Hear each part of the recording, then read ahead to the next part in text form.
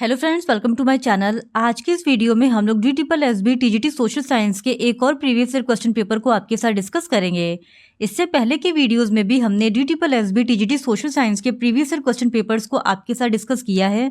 अगर अभी तक आपने उन वीडियोस को नहीं देखा है तो उन वीडियोस का लिंक आपको डिस्क्रिप्शन बॉक्स में मिल जाएगा, आप उसे जाके देख सकते हैं। तो बिना देरी किए चलिए आज का ये वीडियो स्टार्ट करते हैं।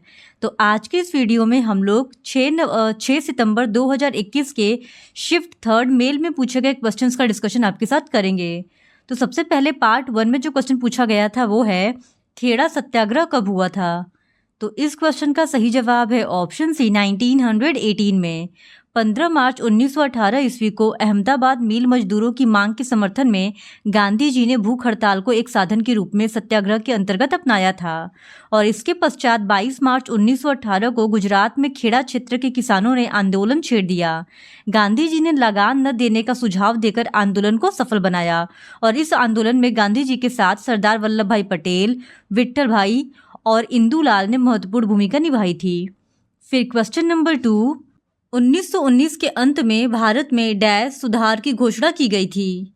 तो इस क्वेश्चन का सही जवाब है option D, Montagu Chelmsford. British संसद ने 1919 में भारत के औपनिवेशिक प्रशासन के लिए एक नया विधान बनाया जिसे भारत सरकार अधिनियम 1919 के नाम से लागू किया गया। इस अधिनियम को मॉन्टेग्यू चेम्सफोर्ड सुधार भी कहा जाता है क्योंकि इस अधिनियम के पारित होने के समय मॉन्टेग्यू भारत सचिव तथा चेम्सफोर्ड वायसराय थे। फिर क्वेश्चन नंबर 3, बंगाल के 1905 में विभाजन विरोधी आंदोलन में निम्नलिखित में से कौन सा नेता इसका हिस्सा नहीं था? तो इस क्वेश्चन का सही जवाब है ऑप्शन ए, एनी बेसेंट। 1905 में बंगाल विभाजन विरोधी आंदोलन में एनी बेसेंट इस आंदोलन का हिस्सा नहीं थी। फिर क्वेश्चन नंबर 4, निम्नलिखित में से कौन 1857 के विद्रोह का हिस्सा नहीं था? तो इस क्वेश्चन का सही जवाब है ऑप्शन ए, महारानी गायत्री देवी। महारानी गायत्री देवी कूच बिहार की राजकुमारी थी जिनका जन्म 1919 में लंदन में हुआ था। बाद में गायत्री देवी जयपुर की महारानी बनी और इन्होंने बालिकाओं की शिक्षा के लिए 1943 ईस्वी में जयपुर में पहला पब्लिक स्कूल प्रारंभ किया था। और 1857 के विद्रोह के दौरान झांसी का नेतृत्व रानी लक्ष्मीबाई ने किया और लखनऊ का नेतृत्व बेगम हजरत महल ने किया तथा कानपुर का नेतृत्व नाना साहब ने किया था। लेकिन महारानी गायत्री देवी 1857 के विद्रोह का हिस्सा नहीं थी। फिर क्वेश्चन नंबर 5, 1917 में लेनिन फिनलैंड में रूस पहुंचे और उन्होंने अपना डैश जारी किया जिसमें उन्होंने सोवियत संघ को सारी शक्ति का नया नारा दिया। तो इस क्वेश्चन का सही जवाब है ऑप्शन बी, अप्रैल थीसिस। 1917 ईस्वी में बोल्शेविकों के निर्वासित नेता व्लादिमीर लेनिन फिनलैंड में रूस से लौट आए और बयान दिया कि युद्ध समाप्त किया जाए और सारी जमीन किसानों के हवाले की जाए तथा बैंकों का राष्ट्रीयकरण भी किया जाए। और इन तीनों मांगों को लेनिन की अप्रैल थीसिस के नाम से जाना जाता है। और लेनिन ने यह भी सुझाव दिया कि अब अपने रेडिकल उद्देश्यों को स्पष्ट करने के लिए बोल्शेविक पार्टी का नाम कम्युनिस्ट पार्टी रख दिया जाए। फिर क्वेश्चन नंबर 6, निम्नलिखित में से कौन सा कथन प्रथम पंचवर्षीय योजना के संदर्भ में सही है? पहला, यह हेरल्ड डोमर मॉडल पर आधारित था। दूसरा, योजना कृषि पर केंद्रित है। और तीसरा, इसकी शुरुआत 1950 ईस्वी में हुई थी। तो इस क्वेश्चन का सही जवाब है ऑप्शन सी, यानी केवल पहला और दूसरा कथन सही है और जो तीसरा कथन है वो गलत है क्योंकि प्रथम पंचवर्षीय योजना की शुरुआत 1950 में नहीं बल्कि 1951 में हुई थी। फिर क्वेश्चन नंबर 7, क्रांतिकारियों द्वारा रूसी एकतंत्र पर हमला किस वर्ष में किया गया था? तो इस क्वेश्चन का सही जवाब है ऑप्शन सी, 1905 में। एकतंत्री सत्ता पर पहला प्रमुख हमला 1905 ईस्वी में हुआ था और इसे 1905 की क्रांति या 1917 की क्रांति के ड्रेस रिहर्सल के नाम से भी जाना जाता है। फिर क्वेश्चन नंबर 8, डैश पंचवर्षीय योजना 1961 में पारित की गई थी। तो इस क्वेश्चन का सही जवाब है ऑप्शन बी, तीसरा। तृतीय पंचवर्षीय योजना का कार्यकाल 1961 से 1966 ईस्वी तक रहा और तृतीय योजना ने अपना लक्ष्य आत्मनिर्भर एवं स्वयं स्फूर्ति अर्थव्यवस्था की स्थापना करना रखा। इस योजना में कृषि को सर्वोच्च प्राथमिकता प्रदान की गई और साथ साथ इस योजना ने बुनियादी उद्योगों के विकास पर भी पर्याप्त बल दिया तथा तीव्र आर्थिक विकास को लगभग समान महत्व दिया गया था। फिर क्वेश्चन नंबर 9, किंग लुई 16वें ने किस वर्ष में यह घोषणा की थी कि वह स्टेट्स जनरलों का समाधान करेंगे? तो इस क्वेश्चन का सही जवाब है ऑप्शन डी 1788 में। फ्रांसीसी क्रांति फ्रांस में गहन राजनीतिक और सामाजिक उथल पुथल की अवधि थी, जो 1788 में स्टेट्स जनरल के साथ शुरू हुई और नवंबर 1799 में फ्रांसीसी वाणिज्य दूतावास की नींव के साथ समाप्त हुई थी। और फ्रांस की वित्तीय समस्याओं के समाधान के लिए राजा लुई 16वें ने 1788 में स्टेट्स जनरल की एक सभा बुलाई थी। फिर क्वेश्चन नंबर 10, किस वर्ष में 47वें रेजिमेंट के सिपाहियों ने भारत से बर्मा जाने के लिए मना कर दिया था? तो इस क्वेश्चन का सही जवाब है ऑप्शन सी 1824। 19वीं सदी के मध्य में बंगाल की सेना में ऊंची जातियों का ही वर्चस्व था। धार्मिक विरोध सबसे पहले 1824 ईस्वी में उभरा, जब बैरकपुर की 47वीं रेजिमेंट को बर्मा जाने का आदेश दिया गया और हिंदुओं के लिए समुद्र पार करने का मतलब था उनका धर्म नष्ट होना। इसीलिए इन सिपाहियों ने बर्मा जाने से मना कर दिया था। फिर क्वेश्चन नंबर 11, 18वीं शताब्दी के अंत में फ्रांस ने डैश में विद्रोही उपनिवेशवादियों को वित्तीय सहायता प्रदान की। तो इस क्वेश्चन का सही जवाब है ऑप्शन डी अमेरिकी युद्ध स्वतंत्रता। 18वीं शताब्दी के अंत में अमेरिकी स्वतंत्रता की घोषणा 1776 ईस्वी में शुरू हो गई थी और फ्रांस युद्ध में खुले रूप से शामिल हो जाने से उपनिवेशों के पक्ष में पड़ना भारी हो गया तथा फ्रांस ने इस युद्ध में विद्रोही उपनिवेशवादियों को वित्तीय सहायता प्रदान की थी और इस क्रांति ने पूरे यूरोप में उपनिवेशवाद विरोधी क्रांतिकारियों को नया जीवन दिया। फिर क्वेश्चन नंबर 12, कार्ल मार्क्स की दास कैपिटल का पहला खंड रूसी में डैश में प्रकाशित किया गया था। तो इस क्वेश्चन का सही जवाब है ऑप्शन सी 1870। कार्ल मार्क्स की दास कैपिटल का प्रथम वॉल्यूम सितंबर 1867 ईस्वी को जर्मन भाषा में प्रकाशित हुआ था, जबकि दास कैपिटल का पहला खंड विदेशी भाषा का अनुवाद 1870 ईस्वी में रूसी में प्रकाशित हुआ था। फिर क्वेश्चन नंबर 13, लुई 16वें के लिए फ्रांस में किसने वित्त मंत्री के रूप में कार्य किया? तो इस क्वेश्चन का सही जवाब है ऑप्शन सी जैक्स नेकर। लुई 16वें का राजतत्व काल में आर्थिक परेशानियां बहुत बढ़ गई। इस स्थिति को सुधारने के लिए पहले तुर्जो नामक व्यक्ति को सम्राट ने अपना वित्त मंत्री बनाया, लेकिन स्थिति न सुधरने के कारण इसे बर्खास्त कर जैक्स नेकर को अपना वित्त मंत्री बनाया। फिर भी आर्थिक स्थिति में कोई सुधार नहीं हुआ और सबसे अंत में लुई 16वें ने स्टेट जनरल की सभा बुलाने की घोषणा की थी। फिर क्वेश्चन नंबर 14, 1830 के मध्य में डैश मशीन उत्पादन के केंद्र के रूप में उभरा। तो इस क्वेश्चन का सही जवाब है ऑप्शन बी बर्लिन। 1830 के मध्य में बर्लिन मशीन उत्पादन के केंद्र के रूप में उभरा था। फिर क्वेश्चन नंबर 15, 1804 नेपोलियन कोड में निम्नलिखित में से कौन सा कोड शामिल था? पहला नागरिक संहिता और दूसरा आपराधिक प्रक्रिया संहिता। तो इस क्वेश्चन का सही जवाब है ऑप्शन बी केवल 1, यानी 1804 के नेपोलियन कोड में केवल नागरिक संहिता कोड शामिल था। नेपोलियन कोड 1804 ईस्वी में लागू किया गया। नेपोलियन कोड में क्रांति की उपलब्धियों को सुरक्षित करने का प्रयास किया गया और क्रांति में मूलभूत सिद्धांतों में से एक कानून की नज़र में सभी नागरिकों का समान होना को बरकरार रखा गया था। कोड ने सारे देश के लिए एक समान कानून, धार्मिक स्वतंत्रता तथा धर्मनिरपेक्ष राज्य की स्थापना की थी। फिर क्वेश्चन नंबर 16, रूसी मजदूर वर्ग का आंदोलन डैश के खिलाफ था। पहला एकतंत्र और दूसरा कट्टर लोकतंत्र। तो इस क्वेश्चन का सही जवाब है ऑप्शन डी केवल 1, यानी रूसी मजदूर वर्ग का आंदोलन केवल एक तंत्र के खिलाफ था। फिर क्वेश्चन नंबर 17, किस चरमपंथी नेता को लोकमान्य के नाम से भी जाना जाता है?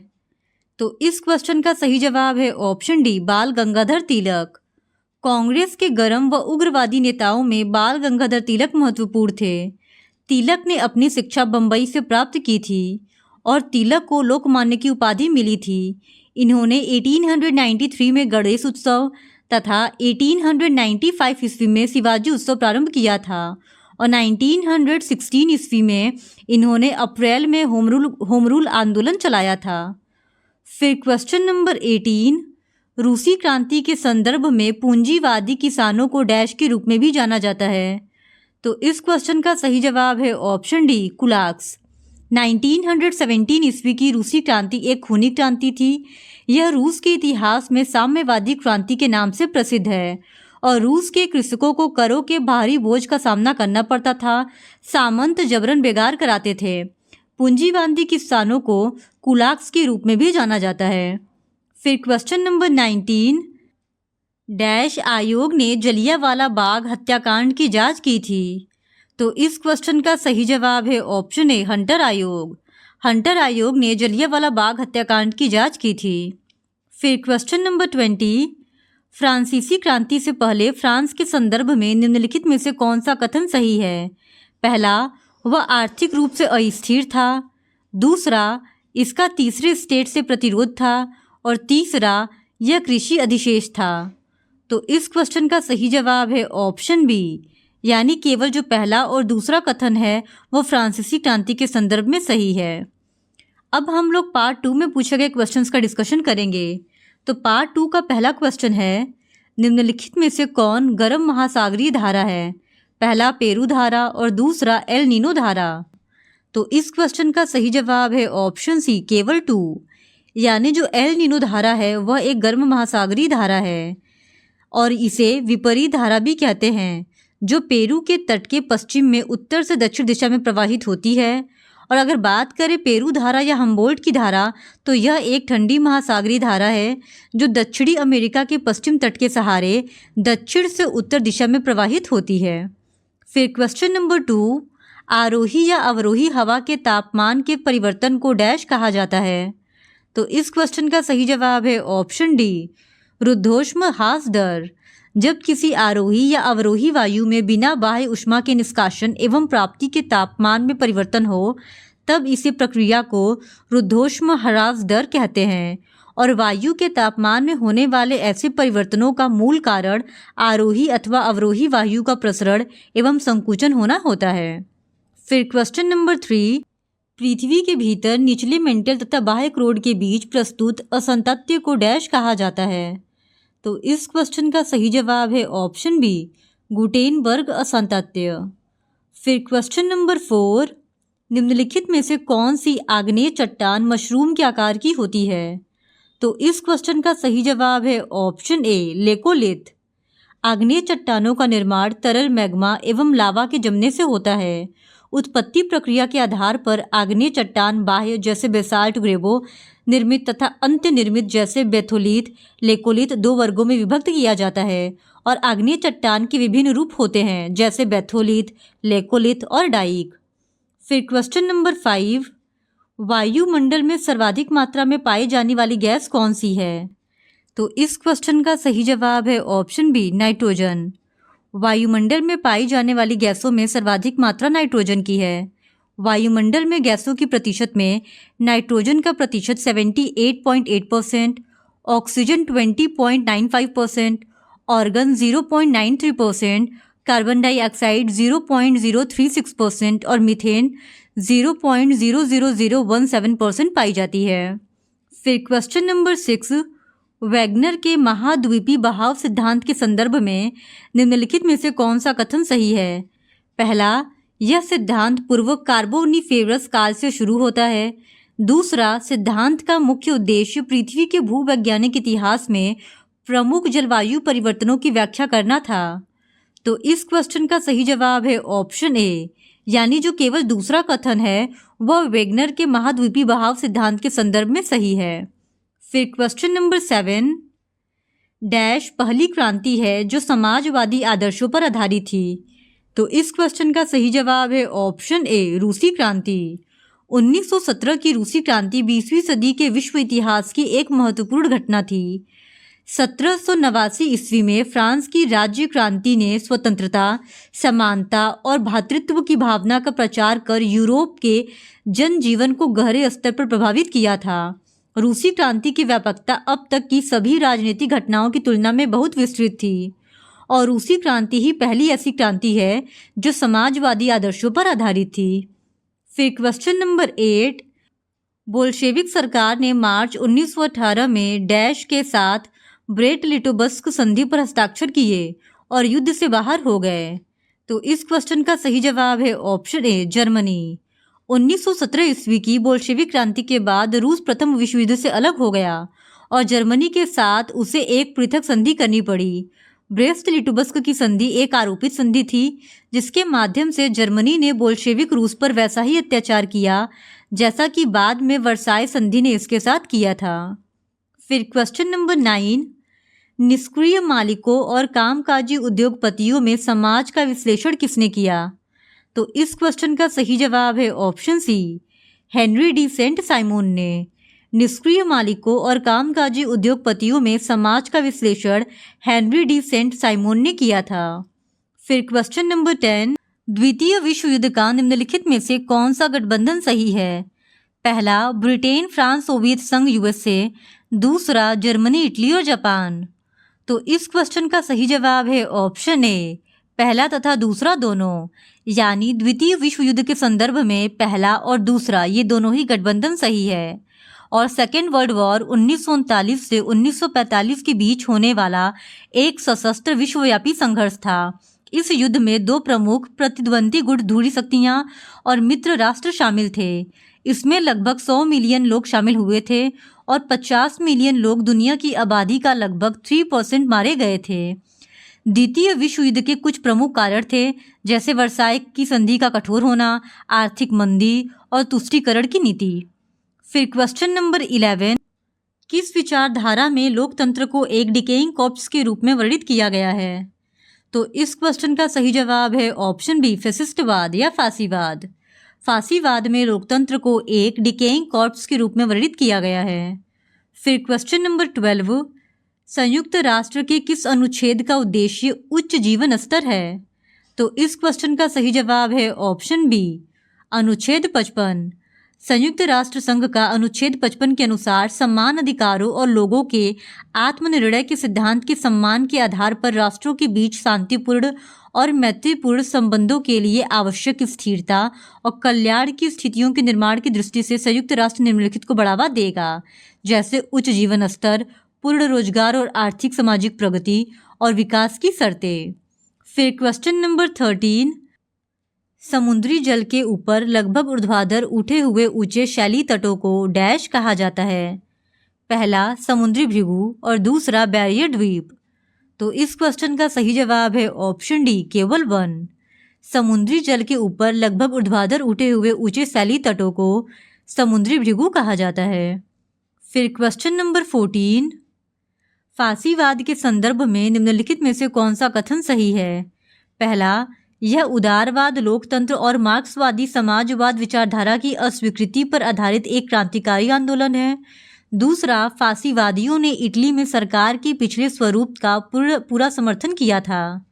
तो इस क्वेश्चन का सही जवाब है ऑप्शन बी, केवल 1, यानी जो केवल पहला कथन है वो फासीवाद के संदर्भ में सही है, जबकि दूसरा कथन फासीवाद के संदर्भ में गलत है। और फासीवाद एक राजनीतिक विचारधारा है जिसका उदय मुसोलिनी द्वारा इटली को प्राचीन रोमन साम्राज्य की तरह पुनः महान बनाने की भूख के साथ हुआ था। और फासीवाद मुख्यतः अति राष्ट्रवाद पर आधारित है जिसका ध्यान लोगों को नियंत्रित करने के लिए सैन्य शक्ति के प्रयोग पर केंद्रित है। फिर क्वेश्चन नंबर 15, 14 सूत्री कार्यक्रम डैश द्वारा प्रस्तावित किया गया था? तो इस क्वेश्चन का सही जवाब है ऑप्शन ए, वुड्रो विल्सन के द्वारा। 14 सूत्री कार्यक्रम वुड्रो विल्सन ने प्रस्तावित किया था। फिर क्वेश्चन नंबर 16, समाज के उदारवादी दृष्टिकोण के जनक कौन थे? तो इस क्वेश्चन का सही जवाब है ऑप्शन ए, जॉन लॉक। उदारवाद व्यक्ति की स्वतंत्रता पर आधारित एक आधुनिक विचारधारा है तथा इस मान्यता पर आधारित है कि व्यक्ति को अपना मार्ग स्वयं चुनने के लिए छोड़ देना चाहिए और इस विचारधारा में व्यक्ति की संपत्ति और स्वतंत्रता संबंधी अधिकार को विशेष महत्व दिया गया है। जॉन लॉक को उदारवाद का जनक माना जाता है। फिर क्वेश्चन नंबर 17, निम्नलिखित में से कौन क्रिस्टल चट्टानों में एक दोष का घटक नहीं है? तो इस क्वेश्चन का सही जवाब है option C, anti clinical axis. Crystal चट्टानों में एक दोष का घटक एंटी क्लिनिकल एक्सिस नहीं है। अपनति और अभिनीति के आधार पर एंटी क्लिनिकल एक्सिस एवं सिंक्लाइन एक्सिस दो प्रकार के वलन अक्ष होते हैं और वलन के मध्य में स्थित कल्पित तल को अक्षीय तल कहते हैं। फिर क्वेश्चन नंबर 18, निम्नलिखित में से सूर्य ताप के वितरण को प्रभावित करने वाले कारक कौन से हैं? पहला सूर्य की किरणों की कोणीय स्थिति, दूसरा दिन की अवधि और तीसरा सूर्य कलंक। तो इस क्वेश्चन का सही जवाब है ऑप्शन ए 1, 2 और 3, यानी ये तीनों ही जो कारक है वो सूर्य ताप के वितरण को प्रभावित करते हैं। फिर क्वेश्चन नंबर 19, जापान में उष्णकटिबंधीय चक्रवातों को डैश कहा जाता है। तो इस क्वेश्चन का सही जवाब है ऑप्शन बी टाइफू। जापान में उष्णकटिबंधीय चक्रवातों को टाइफू कहा जाता है। सामान्य चक्रवात निम्न दाब के केंद्र होते हैं, जिसमें वायु दाब केंद्र से परिधि की ओर बढ़ता जाता है और परिणाम स्वरूप पवनें परिधि क्षेत्र से केंद्र की ओर संचरित होती हैं। उष्णकटिबंधीय चक्रवात 30 डिग्री उत्तर से 30 डिग्री दक्षिण अक्षांशों के मध्य उत्पन्न होते हैं। अटलांटिक महासागर, कैरेबियन समुद्र, मैक्सिको की खाड़ी के क्षेत्र में इन चक्रवातों को हेरिकेन कहते हैं। फिर क्वेश्चन नंबर 20, संयुक्त राष्ट्र द्वारा पर्यावरण पर कार्रवाई की शुरुआत डैश में शुरू हुई थी। तो इस क्वेश्चन का सही जवाब है ऑप्शन सी 1947 में। संयुक्त राष्ट्र द्वारा पर्यावरण पर कार्रवाई की शुरुआत 1947 में शुरू हुई थी। तो इससे पहले की वीडियो में हमने पार्ट 2 तक के क्वेश्चन को डिस्कस आपके साथ कर लिया था। आज हम लोग पार्ट 3 के क्वेश्चन से शुरुआत करेंगे। तो पार्ट 3 का पहला क्वेश्चन है, निम्नलिखित में से कौन भारत में लोहा और इस्पात उत्पादक क्षेत्र नहीं है। तो इस क्वेश्चन का सही जवाब है ऑप्शन ए कानपुर। कानपुर में लोहा इस्पात उत्पादक क्षेत्र नहीं है। यह शहर चमड़ा व कपड़ा उद्योग के लिए प्रसिद्ध रहा है। फिर क्वेश्चन नंबर 2, भारत में उत्तर पूर्व मानसून में डैश शामिल होता है। पहला गर्म मौसम और दूसरा बारिश का मौसम। तो इस क्वेश्चन का सही जवाब है ऑप्शन डी केवल 1, यानी भारत में उत्तर पूर्व मानसून में केवल गर्म मौसम शामिल होता है। फिर क्वेश्चन नंबर 3, भारत के निम्नलिखित में से किस राज्य में चावल एक वाणिज्यिक फसल के रूप में उगाया जाता है। पहला हरियाणा, दूसरा ओडिशा और तीसरा पंजाब। तो इस क्वेश्चन का सही जवाब है ऑप्शन डी 1 तथा 3, यानी भारत के पंजाब और हरियाणा राज्य में चावल की कृषि वाणिज्यिक फसल के रूप में की जाती है, न कि खाद्यान्न फसल के रूप में। और चावल एक उष्णकटिबंधीय फसल है, जिसके लिए 24 डिग्री सेल्सियस का औसत तापमान एवं 150 सेंटीमीटर की वार्षिक वर्षा तथा दोमट मिट्टी की आवश्यकता होती है। फिर क्वेश्चन नंबर 4, निम्नलिखित में से कौन सा दर्रा उत्तराखंड को तिब्बत से जोड़ता है। पहला मुलिंगला दर्रा, दूसरा मंगशाधुरा दर्रा और तीसरा लिपुलेख दर्रा। तो इस क्वेश्चन का सही जवाब है ऑप्शन ए 1, 2 तथा 3 तीनों, यानी उत्तराखंड को तिब्बत से ये तीनों ही दर्रे जोड़ते हैं। फिर क्वेश्चन नंबर 5, निम्नलिखित मापने के पैमानों में से कौन सा भूकंप की तीव्रता तथा गंभीरता को निर्धारित करने के लिए इस्तेमाल होता है। पहला मर्केली स्केल और दूसरा सैफिर सिम्पसन स्केल। तो इस क्वेश्चन का सही जवाब है ऑप्शन सी केवल 1, यानी केवल मर्केली स्केल भूकंप की तीव्रता तथा गंभीरता को निर्धारित करने के लिए इस्तेमाल में होता है। फिर क्वेश्चन नंबर 6, शुष्क कृषि के संदर्भ में निम्नलिखित में से कौन सा कथन सही है। पहला कथन है 100 सेंटीमीटर से कम वर्षा वाले क्षेत्रों में फसल की खेती। दूसरा, इस खेती में मक्का और बाजरा जैसे अनाज उगाए जाते हैं। और तीसरा, शुष्क कृषि क्षेत्र मृदा अपरदन के प्रति अत्यधिक संवेदनशील होते हैं। तो इस क्वेश्चन का सही जवाब है ऑप्शन बी, यानी केवल दूसरा और तीसरा जो कथन है वो शुष्क कृषि के संदर्भ में सही है। फिर क्वेश्चन नंबर 7, स्वर्णिम चतुर्भुज गलियारे के किस किनारे की लंबाई सबसे लंबी है। तो इस क्वेश्चन का सही जवाब है ऑप्शन बी कोलकाता चेन्नई।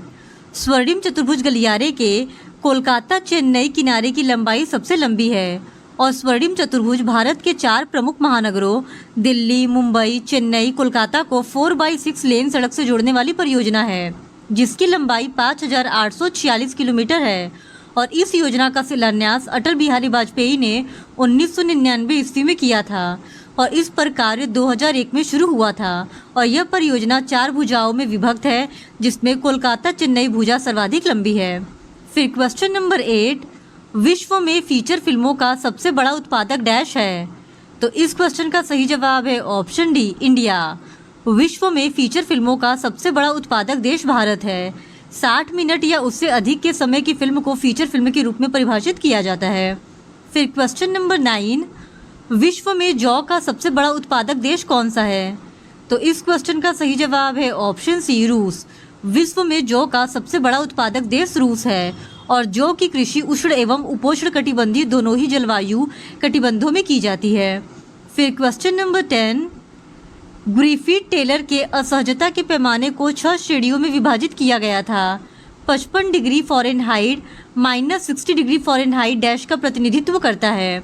तो इस क्वेश्चन का सही जवाब है ऑप्शन बी, बहुत मुश्किल से असुविधाजनक। फिर क्वेश्चन नंबर 11, भारत में डैश को छोड़कर सभी प्राकृतिक आपदाओं के प्रबंधन के केंद्र में गृह मंत्रालय ही बुनियादी मंत्रालय है। तो इस क्वेश्चन का सही जवाब है ऑप्शन सी, सूखा। सूखा के प्रबंधन के लिए कृषि एवं किसान कल्याण मंत्रालय बुनियादी मंत्रालय है। फिर क्वेश्चन नंबर 12, महासागरों में लवणता के अक्षांशीय वितरण के संदर्भ में निम्नलिखित में से कौन सा कथन सही है? पहला कथन है उच्चतम लवणता भूमध्य रेखीय क्षेत्रों में दर्ज की गई है। दूसरा है उत्तरी गोलार्ध के महासागरों की लवणता दक्षिणी गोलार्ध की तुलना में अधिक है।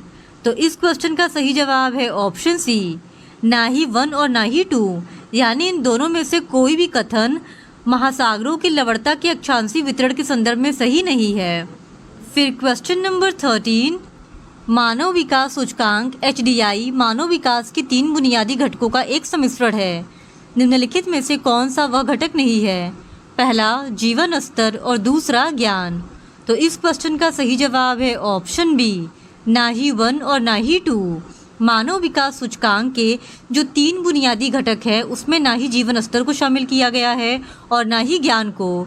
और 1990 में UNDP से जुड़े हुए अर्थशास्त्री महबूब उल हक तथा उनके अन्य सहयोगी AK सेन व सिंगर हंस ने मानव विकास सूचकांक को विकसित किया और HDI के 3 बुनियादी घटकों को शामिल किया, जिसमें सबसे पहले आता है जन्म के समय जीवन प्रत्याशा, दूसरे नंबर पे आता है शिक्षा और तीसरे नंबर पे आता है जीवन निर्वाह स्तर, यानी ना ही इसमें जीवन स्तर को शामिल किया गया है और ना ही ज्ञान को।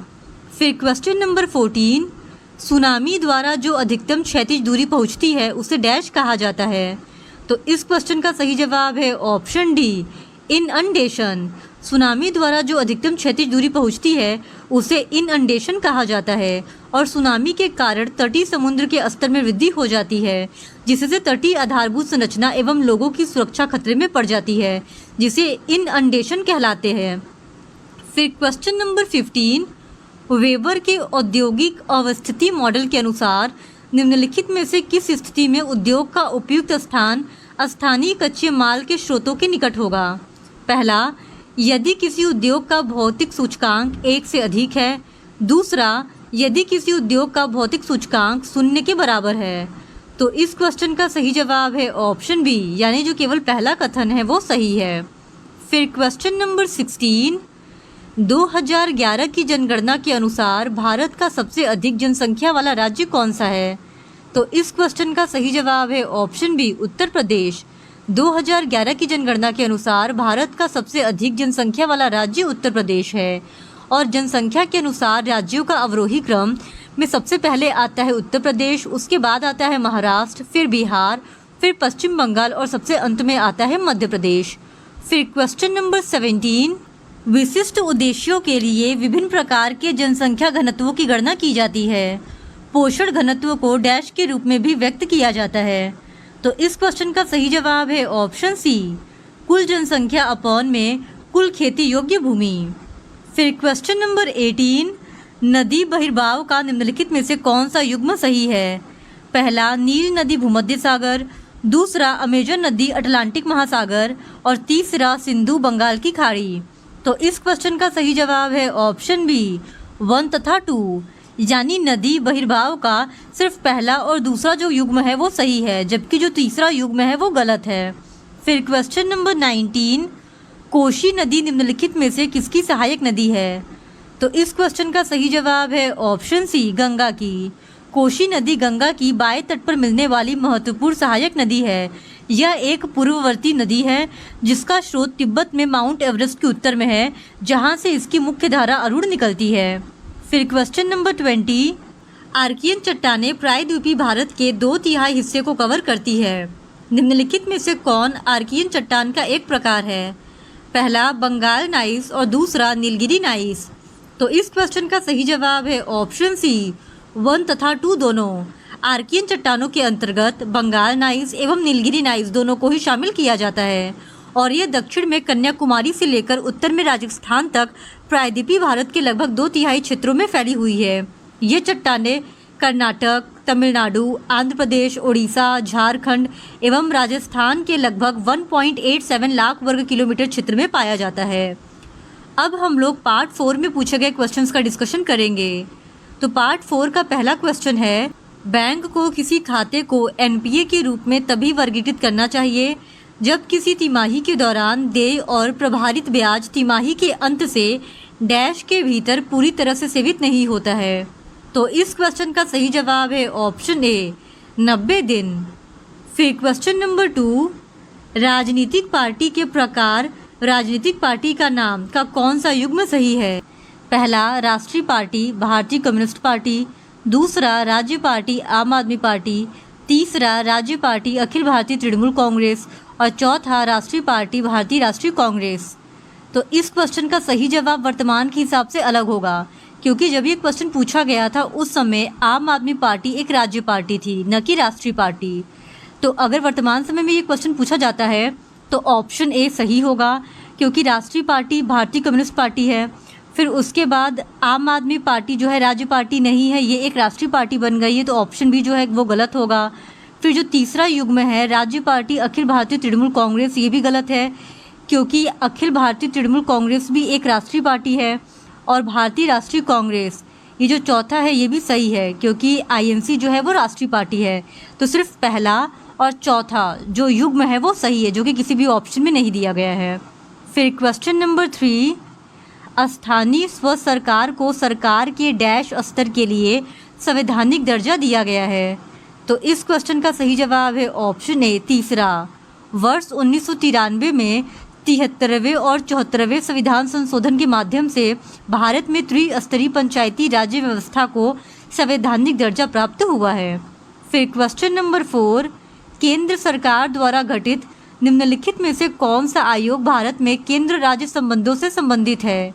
तो इस क्वेश्चन का सही जवाब है ऑप्शन सी सरकारिया आयोग। बढ़ते संघीय तनाव के कारण 1983 में केंद्र सरकार ने उच्चतम न्यायालय के सेवानिवृत्त न्यायाधीश रंजीत सिंह सरकारिया की अध्यक्षता में केंद्र राज्य संबंधों पर एक 3 सदस्यीय आयोग का गठन किया था। फिर क्वेश्चन नंबर 5, एक अर्थव्यवस्था में असंगठित क्षेत्र की विशेषता डैश होती है? तो इस क्वेश्चन का सही जवाब है ऑप्शन बी सामाजिक सुरक्षा का अभाव।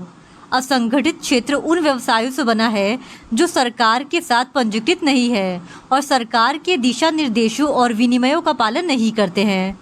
फिर क्वेश्चन नंबर 6, निम्नलिखित में से कौन आर्थिक विकास को सही ढंग से परिभाषित करता है? तो इस क्वेश्चन का सही जवाब है ऑप्शन बी आउटपुट का आकार प्लस आर्थिक कल्याण। ये आर्थिक विकास को सही ढंग से परिभाषित करता है। फिर क्वेश्चन नंबर 7, विदेश व्यापार विकास में कई गुना योगदान दे सकता है। आर्थिक विकास में विदेशी व्यापार की भूमिका के संदर्भ में निम्नलिखित में से कौन सा कथन सही है? पहला कथन है यह घरेलू कामगारों के कल्याण को बढ़ाता है। दूसरा कथन है यह सभी विकासशील देशों में गरीबों को पूरी तरह से कम करने में मदद करता है। तो इस क्वेश्चन का सही जवाब है ऑप्शन बी, यानी केवल जो दूसरा कथन है वो सही है। फिर क्वेश्चन नंबर 8, भारतीय संविधान के अनुसार निम्नलिखित में से कौन सा कथन भारत में संघ राज्य संबंधों के बारे में सही है? पहला, संघ के पास बाहरी आक्रमण से राज्यों की रक्षा करने की शक्ति है। दूसरा, संघ के पास राज्यों को आंतरिक अशांति से बचाने की शक्ति है। तो इस क्वेश्चन का सही जवाब है ऑप्शन बी, यानी पहला और दूसरा ये दोनों ही कथन भारतीय संविधान के अनुसार भारत में संघ राज्यों के संबंधों के बारे में सही है। फिर question number 9, Telugu Desam party का चुनाव चिन्ह क्या है? तो इस क्वेश्चन का सही जवाब है option B bicycle. Telugu Desam party TDP जिसका गठन 29 मार्च 1982 ईस्वी में किया गया था और इसके संस्थापक एम तारक रामा राव जी थे और वर्तमान अध्यक्ष इसके चंद्रबाबू नायडू है और तेलुगु देशम पार्टी का चुनाव चिन्ह साइकिल है और आमतौर पर यह पीले रंग की पृष्ठभूमि पर बनाई जाती है। फिर क्वेश्चन नंबर 10, एक देश की प्रति व्यक्ति आय डैश पर प्राप्त की जाती है। तो इस क्वेश्चन का सही जवाब है ऑप्शन ए, राष्ट्रीय आय को कुल जनसंख्या से विभाजित करने पर। फिर क्वेश्चन नंबर 11, मुद्रा आपूर्ति के किस माप को मौद्रिक आधार के रूप में जाना जाता है। तो इस क्वेश्चन का सही जवाब है ऑप्शन ए, M0। M0 को मौद्रिक आधार के रूप में जाना जाता है। फिर क्वेश्चन नंबर 12, निम्नलिखित में से कौन सा क्षेत्रीय दल मुख्य रूप से दक्षिण भारत से जुड़ा है। तो इस क्वेश्चन का सही जवाब है ऑप्शन ए, द्रविड़ मुन्नेत्र कड़गम। द्रविड़ मुन्नेत्र कड़गम तमिलनाडु राज्य में स्थित एक राजनीतिक दल है जहां यह वर्तमान में पूर्ण बहुमत वाली सत्तारूढ़ पार्टी है। फिर क्वेश्चन नंबर 13, भारत में छोटे शहरों के प्रशासन के लिए राज्य सरकार के एक अलग अधिनियम द्वारा निम्नलिखित में से कौन सा शहरी स्थानीय निकाय बनाया जाता है। तो इस क्वेश्चन का सही जवाब है option B, town area committee. Town area committee Bharat में छोटे शहरों के प्रशासन के लिए गठित एक अर्ध नगरपालिका प्राधिकरण है और इसे सीमित संख्या में नागरिक कार्य सौंपे जाते हैं। फिर क्वेश्चन नंबर 14, नैतिक दबाव साख नियंत्रण की एक डैश तकनीक है। पहला गुणात्मक और दूसरा मात्रात्मक। तो इस क्वेश्चन का सही जवाब है ऑप्शन बी, केवल 1, यानी नैतिक दबाव साख नियंत्रण की एक गुणात्मक तकनीक है। फिर क्वेश्चन नंबर 15, हर 5 साल में डैश एक वित्त आयोग की नियुक्ति करता है। तो इस क्वेश्चन का सही जवाब है ऑप्शन बी, भारत के राष्ट्रपति। भारत के राष्ट्रपति हर 5 साल में एक वित्त आयोग की नियुक्ति करते हैं। फिर क्वेश्चन नंबर 16, राष्ट्रीय खाद्य सुरक्षा मिशन को फसल विकास योजना के रूप में डैश में शुरू किया गया था। तो इस क्वेश्चन का सही जवाब है ऑप्शन डी, 2007 में। राष्ट्रीय खाद्य सुरक्षा मिशन राष्ट्रीय विकास परिषद की कृषि उप समिति की सिफारिशों के आधार पर 2007 में शुरू की गई एक केंद्र प्रायोजित योजना है। फिर क्वेश्चन नंबर 17, निम्नलिखित में से कौन सी भारत में एक सांविधिक निकाय नहीं है। पहला योजना आयोग और दूसरा वित्त आयोग। तो इस क्वेश्चन का सही जवाब है ऑप्शन सी, केवल दूसरा, यानी वित्त आयोग भारत में एक सांविधिक निकाय नहीं है। संवैधानिक निकाय भारत में महत्वपूर्ण निकाय है जो भारतीय संविधान से अपनी शक्तियां और अधिकार प्राप्त करते हैं और उनका संविधान में विशेष रूप से उल्लेख किया जाता है। इन निकायों के तंत्र में किसी भी बदलाव के लिए संवैधानिक संशोधन की आवश्यकता होती है। फिर क्वेश्चन नंबर 18, निम्नलिखित में से किस राज्य में द्विसदनात्मक सदन नहीं है। तो इस क्वेश्चन का सही जवाब है ऑप्शन बी, सिक्किम। सिक्किम में द्विसदनात्मक सदन नहीं है, जबकि कर्नाटक, बिहार और उत्तर प्रदेश इन तीनों ही राज्यों में द्विसदनात्मक सदन पाए जाते हैं। फिर क्वेश्चन नंबर 19, निम्नलिखित में से कौन सा मुद्रा बाजार का साधन नहीं है। तो इस क्वेश्चन का सही जवाब है ऑप्शन डी, ट्रेजरी बिल। अल्पकालीन तिथिक प्रतिभूतियों को ट्रेजरी बिल कहते हैं जिनके आधार पर सरकार बाजार से उधार प्राप्त करती है। ट्रेजरी बिल पूंजी बाजार से संबंधित है, न कि मुद्रा बाजार से। फिर क्वेश्चन नंबर 20, आपदा न्यूनीकरण और प्रबंधन के पूर्व आपदा चरण को PSP चरण के रूप में भी जाना जाता है। निम्नलिखित में से चरणों का कौन सा संयोजन सही है। तो इस क्वेश्चन का सही जवाब है ऑप्शन ए, प्रिपेयर्डनेस, मिटिगेशन और प्रिवेंशन। आपदा न्यूनीकरण और प्रबंधन के पूर्व आपदा चरण को PSP के चरण के रूप में जाना जाता है। मोटे तौर पर आपदा प्रबंधन चक्र में 6 चरण अर्थात रोकथाम, शमन, न्यूनीकरण, प्रतिक्रिया, पुनर्प्राप्ति और पुनर्निर्माण होते हैं। PHP का अर्थ है प्रिपेयर्डनेस, मिटिगेशन और प्रिवेंशन। अब हम लोग भाग 5 में पूछे गए क्वेश्चंस का डिस्कशन करेंगे। तो भाग 5 का पहला क्वेश्चन है, भारत के राष्ट्रपति के रूप में निर्वाचन के लिए अर्हता प्राप्त करने के लिए न्यूनतम आयु कितनी होनी चाहिए। तो इस क्वेश्चन का सही जवाब है ऑप्शन ए, 35 वर्ष। भारत के राष्ट्रपति के रूप में निर्वाचन के लिए अर्हता प्राप्त करने के लिए न्यूनतम आयु 35 वर्ष होनी चाहिए और भारतीय संविधान के अनुच्छेद 52 में राष्ट्रपति पद का प्रावधान है। राष्ट्रपति भारत का राज्य प्रमुख होता है, वह भारत का प्रथम नागरिक है और राष्ट्रपति का निर्वाचन जनता प्रत्यक्ष रूप से नहीं करती बल्कि एक निर्वाचक मंडल के सदस्यों द्वारा उसका निर्वाचन किया जाता है। फिर क्वेश्चन नंबर 2, सरकार का निम्नलिखित में से कौन सा अधिकारी पंचायती राज संस्था का सामान्य अधिकारी है? तो इस क्वेश्चन का सही जवाब है ऑप्शन सी, प्रखंड विकास अधिकारी। प्रखंड विकास अधिकारी पंचायती राज संस्था का सामान्य अधिकारी होता है। फिर क्वेश्चन नंबर 3, भारत के महान्यायवादी के संदर्भ में निम्नलिखित में से कौन सा कथन सही है? पहला, महान्यायवादी को भारत के राज्य क्षेत्र में सभी न्यायालयों में सुनवाई का अधिकार होगा। दूसरा, महान्यायवादी का पारिश्रमिक राष्ट्रपति निर्धारित करते हैं। तो इस क्वेश्चन का सही जवाब है ऑप्शन डी, यानी पहला और दूसरा ये दोनों ही कथन सही है। फिर क्वेश्चन नंबर 4, नेपाल और बोलिविया के राजनीतिक संघर्ष के संदर्भ में निम्नलिखित में से कौन सा कथन सही है? पहला कथन है, नेपाल में आंदोलन लोकतंत्र की स्थापना के लिए था, जबकि बोलिविया में संघर्ष में एक निर्वाचित लोकतांत्रिक सरकार पर दावे शामिल थे।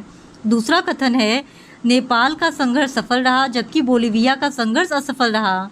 तो इस क्वेश्चन का सही जवाब है ऑप्शन सी, यानी जो केवल पहला कथन है वो सही है नेपाल और बोलिविया के राजनीतिक संघर्ष के संदर्भ में। फिर क्वेश्चन नंबर 5, माओवादी पीपुल्स वार नेपाल में डैश में शुरू की गई थी। तो इस क्वेश्चन का सही जवाब है ऑप्शन सी, 1996 में। माओवादी पीपुल्स वार नेपाल में 1996 ईस्वी में शुरू की गई थी। नेपाली गृह युद्ध एक लंबा सशस्त्र संघर्ष था जो 1996 से 2006 तक नेपाल के पूर्व साम्राज्य में हुआ था। इसने पूरे देश में नेपाली शाही सरकार और नेपाल की कम्युनिस्ट पार्टी के बीच लड़ाई को देखी थी। फिर क्वेश्चन नंबर 6, भारत की संविधान सभा ने सुचारू रूप से कार्य करने के लिए अपने कार्य को विभिन्न समितियों में बांट दिया था। निम्नलिखित में से कौन सी समिति अपने संबंधित अध्यक्ष के साथ सही रूप से सुमेलित है? पहला, union power committee Jawaharlal Nehru. दूसरा, संचालन समिति राजेंद्र प्रसाद। और तीसरा, संघ शक्ति समिति सरदार वल्लभ भाई पटेल। तो इस क्वेश्चन का सही जवाब है ऑप्शन बी, यानी जो पहला और दूसरा युग्म है वो दोनों ही सही है, जबकि जो तीसरा युग्म है वो गलत है। फिर क्वेश्चन नंबर 7, उच्चतम न्यायालय के अधिकारियों और सेवकों की नियुक्तियां डैश करते हैं। तो इस क्वेश्चन का सही जवाब है ऑप्शन सी, भारत के मुख्य न्यायमूर्ति। भारत का सर्वोच्च न्यायालय भारत का सर्वोच्च न्यायिक निकाय है तथा संविधान के तहत भारत गणराज्य का सर्वोच्च न्यायालय है। भारत का मुख्य न्यायाधीश सर्वोच्च न्यायालय का प्रमुख है और मुख्य न्यायाधीश होता है, जिसमें अधिकतम 34 न्यायाधीश होते हैं तथा इसके पास मूल और सलाहकार क्षेत्राधिकार के रूप में व्यापक शक्तियाँ होती हैं। उच्चतम न्यायालय के विभिन्न अधिकारियों और सेवकों की नियुक्ति भारत के मुख्य न्यायमूर्ति द्वारा किया जाता है। फिर क्वेश्चन नंबर 8, भारतीय संविधान की 6ठी अनुसूची कुछ राज्यों के जनजातीय क्षेत्रों के प्रशासन के लिए प्रावधान प्रदान करती है। निम्नलिखित में से किस राज्य का उल्लेख उस अनुसूची में नहीं है? तो इस क्वेश्चन का सही जवाब है ऑप्शन बी, अरुणाचल प्रदेश। भारतीय संविधान की 6ठी अनुसूची के तहत पूर्वोत्तर के 4 राज्यों असम, मेघालय, त्रिपुरा, मिजोरम में स्वायत्त जिला परिषदों की स्थापना की गई है और इसमें अरुणाचल प्रदेश का नाम उल्लिखित नहीं किया गया है।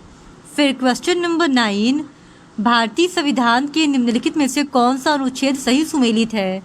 पहला, अनुच्छेद 56 राष्ट्रपति के पदावधि। दूसरा, अनुच्छेद 60 राष्ट्रपति निर्वाचित होने के लिए अर्हताएं। तीसरा, अनुच्छेद 67 भारत के उपराष्ट्रपति। तो इस क्वेश्चन का सही जवाब है ऑप्शन डी, केवल जो पहला युग्म है वो सही है, बाकी दूसरा और तीसरा दोनों ही युग्म गलत है, क्योंकि अनुच्छेद 60 का संबंध राष्ट्रपति के शपथ ग्रहण से संबंधित है और वहीं अनुच्छेद 67 का संबंध उपराष्ट्रपति की पदावधि से है। फिर क्वेश्चन नंबर 10, भारत के लोकतंत्र के संदर्भ में निम्नलिखित में से कौन सा कथन सही है? पहला कथन है, भारत में लोकतंत्र के प्रावधानों ने भारत सरकार अधिनियम 1909 में अपना स्थान पाया। दूसरा, भारत ने सरकार के संसदीय स्वरूप को चुना। और तीसरा, भारत में ग्राम स्तर की सरकार गांधीवादी सिद्धांतों पर आधारित है। तो इस क्वेश्चन का सही जवाब है ऑप्शन डी, यानी पहला, दूसरा और तीसरा ये तीनों ही कथन भारत के लोकतंत्र के संदर्भ में सही है। तो इस तरह आज के इस वीडियो में हमने DSSB TGT सोशल साइंस के एक और प्रीवियस ईयर क्वेश्चन पेपर को आपके साथ सॉल्व कर लिया है। और अगर आप DSSB TGT सोशल साइंस के और भी प्रीवियस ईयर क्वेश्चन पेपर्स को देखना चाहते हैं तो please do subscribe to my channel and like this video. Thank you very much.